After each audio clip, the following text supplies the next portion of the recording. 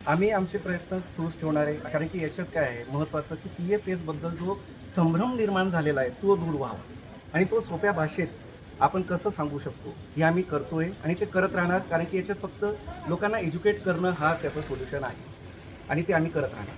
साहेब, आंदोलकांनी गावातले की PFC आहे ते नष्ट होत नाही, सातत्यानं तिथंच जो संभ्रम होतो तुम्ही कंपनीकडून त्याचं सविस्तरपणे शास्त्रीय पद्धतीनं विश्लेषण किंवा लोकांसमोर जी माहिती का सांगितली जाते? नाही, आम्ही आमच्याकडे जेवढे प्रश्न आले आहेत आम्ही सगळ्यांची उत्तरं देतो आहे. ग्रामपंचायतींना सुद्धा आम्ही प्रश्न उत्तर पाठवलेले आहे. आता PFAS जो आहे नष्ट होत नाही याचा अर्थ काय आहे, तो नष्ट होत नाही ही त्याची सुंदरता सुद्धा आहे, म्हणूनच त्याचे ॲप्लिकेशन्स आहेत.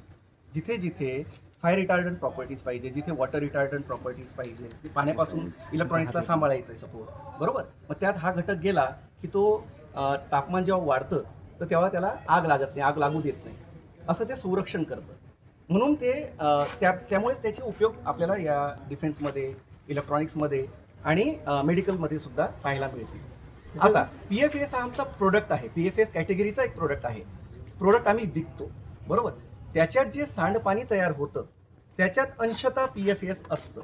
त्या पाण्याला आम्ही काय म्हणतो त्याला MWML तळोजाला जी फॅसिलिटी आहे MPCBने अप्रूव्ह केलेली, तिथे आम्ही इन्सिनरेशनसाठी, इन्सिनरेशन म्हटलं तर एक भट्टी असते ती, तिच्यात याला नष्ट करण्यासाठी 1200 डिग्रीपर्यंत टेम्परेचर लागतं, 1200 डिग्री सेल्सिअस, त्याच्या खाली नाही. 800 ते 1200 मध्ये वेगवेगळे PFAS आहेत, तर काही 800ला जळायला सुरुवात होतात, काही 1200 पर्यंत जातात.